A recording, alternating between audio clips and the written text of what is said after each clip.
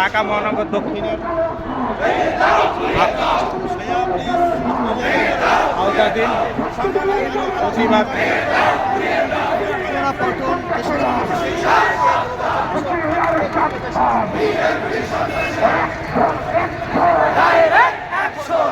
রাজপথে নেমে গেছে ইসলামী আন্দোলন কর্মীরা। ঢাকার মিটফোর্ডে হাসপাতালের সামনে সংগঠিত নৃশংস হত্যাকাণ্ডের